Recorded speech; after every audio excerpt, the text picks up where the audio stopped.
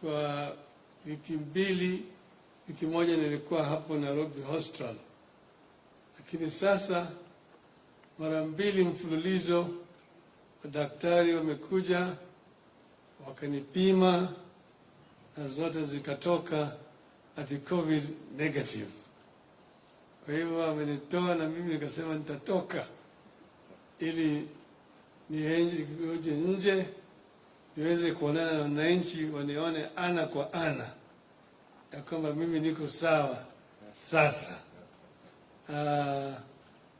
Tena wanipate ni fursa ya kuona miradi zingine za maendeleo hapa Nairobi na vile vile nje ya Nairobi, nchi ya Kajiado. Miaka karibu 10 iliyopita niliongea juu ya mambo ya miundo msingi. Nikaulizwa ati njia gani ambayo tunaweza kuleta maendeleo kwa njia ya kasi katika taifa letu. Nikasema number 1, infrastructure. Number 2, infrastructure. Number 3, infrastructure. Na yale imekuja sasa kuingia, na nimeona vile serikali inafanya. Hata ukichukua zile big 4 agenda iko infrastructure ndani yake, na hiyo ni muhimu zaidi. Nchi mingi ambazo zimeendelea kwa njia ya kasi ni nchi ambazo zimechukua mambo ya miundo msingi kwa umuhimu zaidi. Kwa mimi natoa shukrani kwa serikali.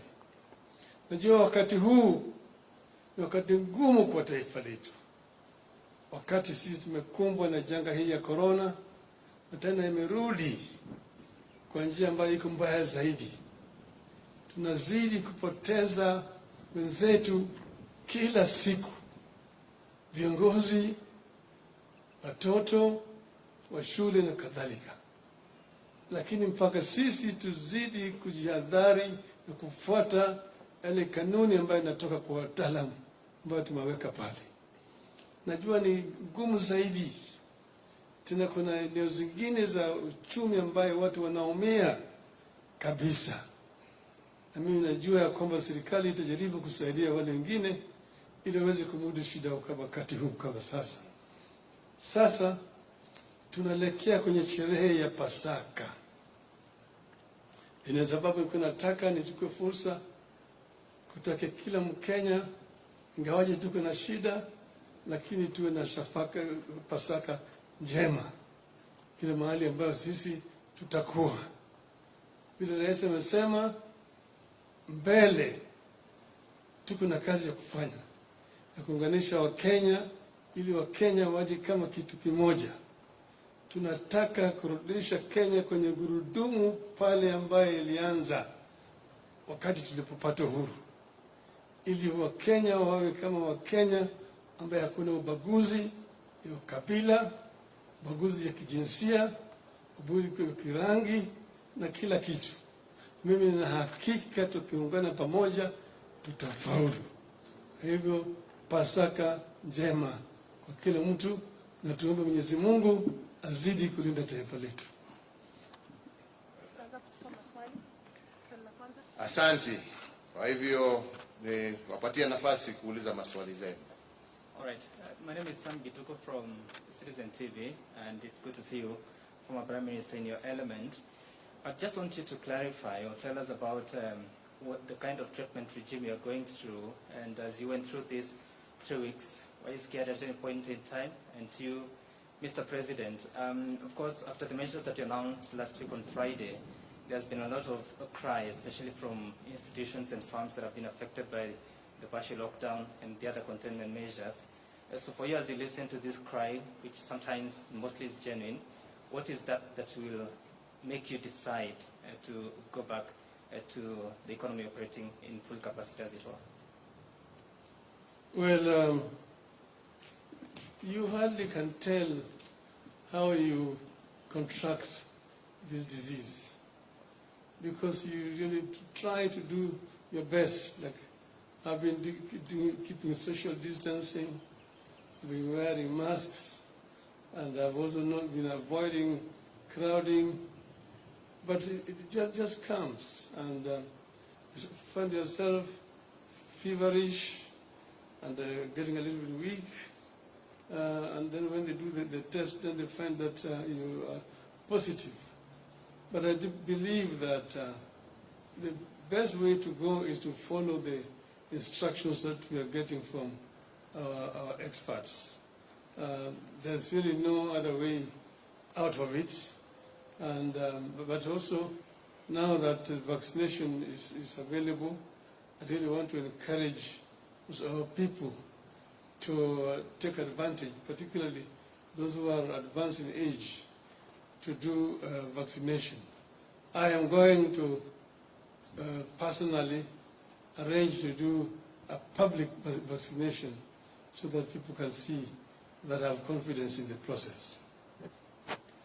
Thank you. I think the issue you raised is a self-answering question. I want to make it categorically clear that the measures that we have imposed are not my measures.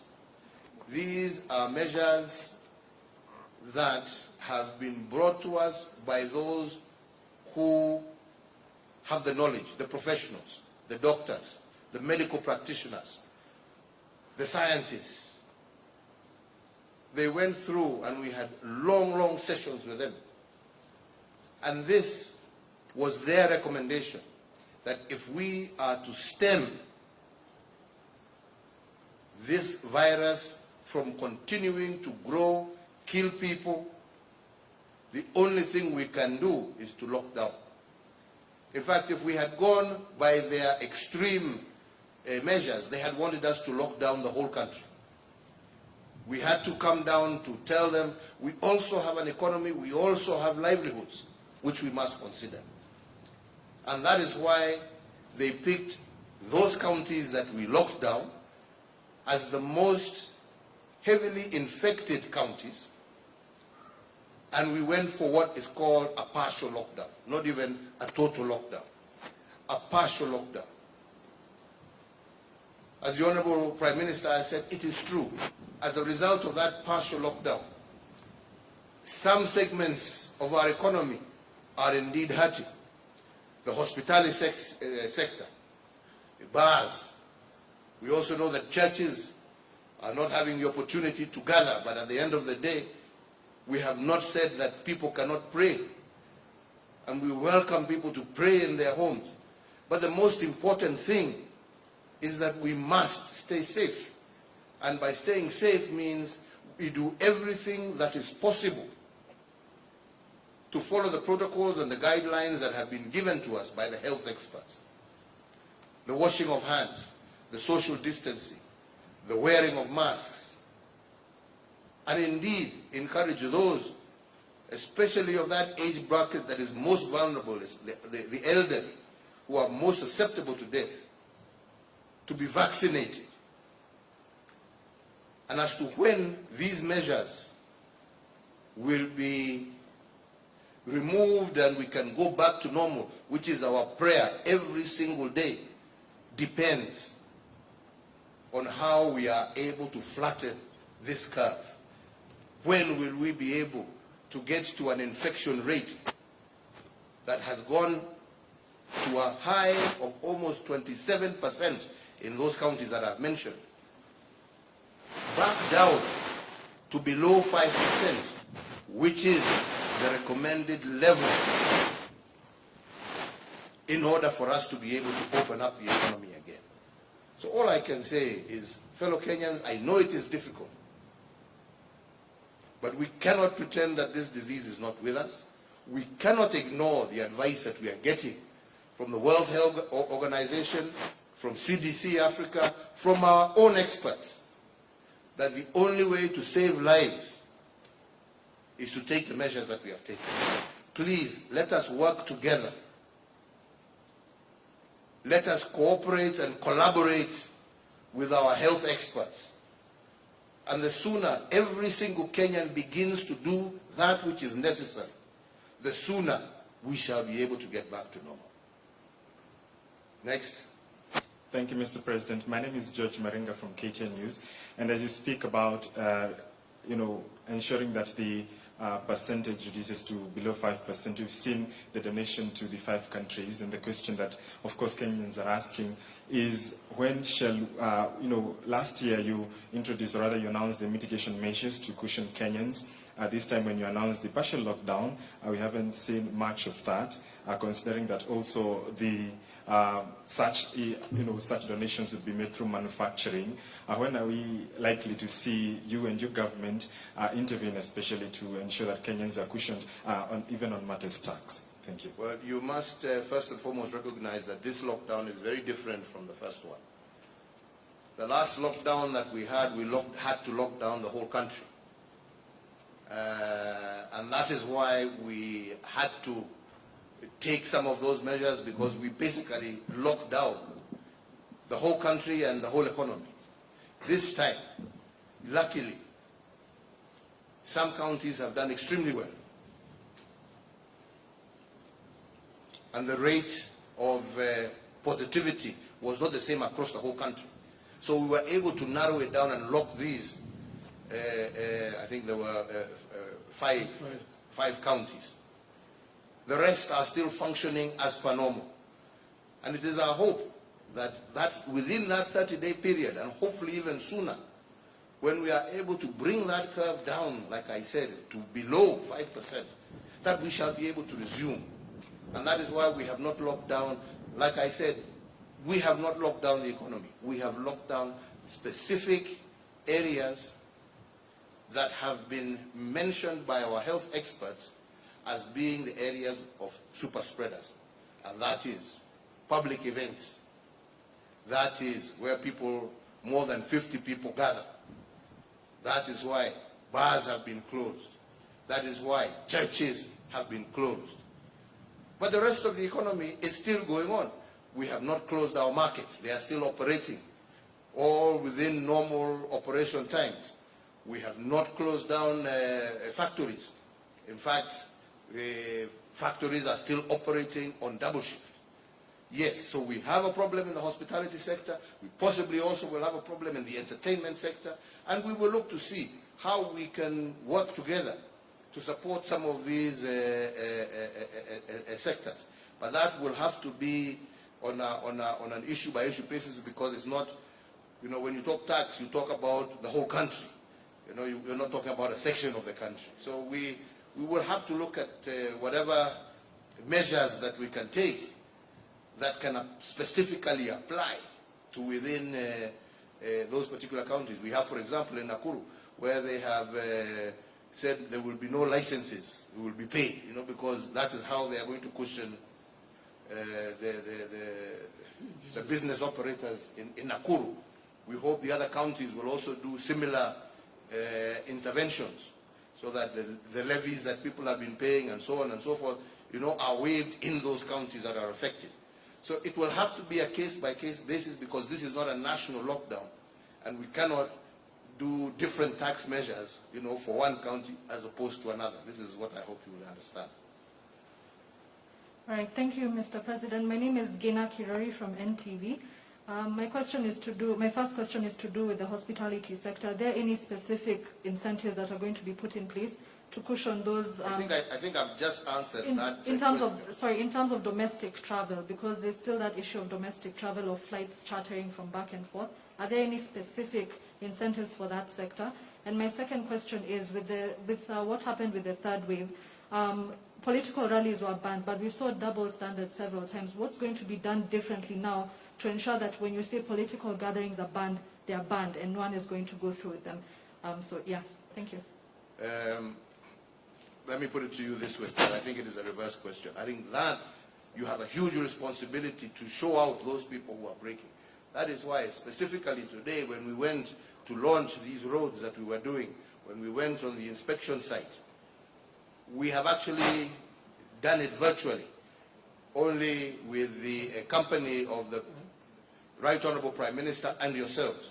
We didn't call in the general public. We counted on you, and we thank you very much for being able to accompany us, so that other Kenyans are also able to see and to take note of what is happening.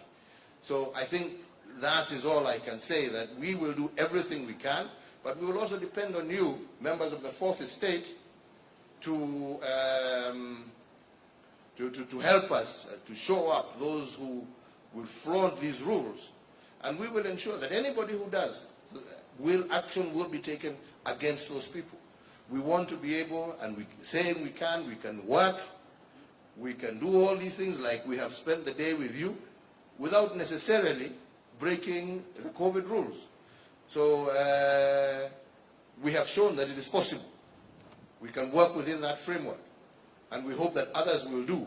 And those that don't, there will be no differential in the measures that shall be taken against them. Oh, thank you so much, Mr. President. My name is Givas Lumaina from K24. My question is, on regards to, the vaccination and the vaccines, and this is AstraZeneca, a section of Kenyans are worried that we've only managed 1.2, doses, and some have taken their first doses, some have not yet taken it completely. What's the progress so far, for those who have taken? Some are saying if the government, there's no plan or it could delay, then they could miss on their second doses, and even for those who have not taken completely. Thank you. I want to assure you that nobody who has taken their first dose, and that I can give you complete assurance, is going to miss out on their second dose. That's point number one. Point number two is that it is a fact that there is a global problem in the supply chain of vaccines. Every single country is having problems accessing vaccines. But what we are doing is working day and night with all the different partners that we have across the world to ensure that we are able to get these vaccines in the shortest time possible in order to be able to first and foremost ensure that all frontline workers are vaccinated. Secondly, those who are most vulnerable and those living with comorbidities, it's those living with comorbidity and those who have are above a certain age, again are also covered as we move towards vaccinating generally the adult population of Kenya. So we are working day and night to ensure that we have these vaccines here and available. But I give you the assurance that anybody, and that is why it is very important for the records that are being maintained by, that's why you're being asked for your telephone number, your place of residence, and all those questions. Those questions are so that when your time comes for the second injection, you are made aware that your vaccine is in place X. Please make yourself available to be administered with a second dose. So nobody who has received the first dose will miss out on the second. And point number two is that we are working day and night to ensure that we are able to get the necessary supplies in order to be able to vaccinate our population. Clarification. Yes? So there's a question I raised with the former Prime Minister. He didn't quite respond. And I was specific on, during the treatment regime you went through, what exactly were you going through on a daily basis? What was it like, just quickly? And then secondly, how are you feeling this afternoon? Well, I thought I responded. I say that the first when I was admitted at Nairobi Hospital, they put me on a certain drug that they were administering intravenously for the first 5 days. And when they stopped that drug, then when I went back, actually I was in a regime of a mixture, more of herbal drugs that I was able to receive. And that's what I've been using. And secondly, I've been steaming a lot in the evenings. And then, of course, I was on an oxygen for a while, but then eventually they weaned me out of the oxygen, because now my oxygen levels are 90 and above. But it is a process. it takes a process, and one just have to be at it and has to be disciplined and follow the instructions of the doctors. Well, thank you all very much, and once again, from both of us, we wish the whole country, all Kenyans, a happy Easter. To all our Christian brothers and sisters, my plea to you once again also, please, please, stay safe. Stay safe for your sake, for the sake of those that you love, for the sake of your neighbors, for the sake of your friends. Let us stay safe during this particular holiday, and together, I am certain, we shall defeat this invisible enemy. May God bless you all. Thank you, colleagues from the media, for accompanying us and being able to participate with us as we have been inspecting these projects and telling Kenyans what is going on. And we all wish you the very best. Thank you all very much. Tunashukuru sana. Asanteni sana. I don't know whether you have another... No, I have nothing more to add. Happy Easter to all our people. Asante.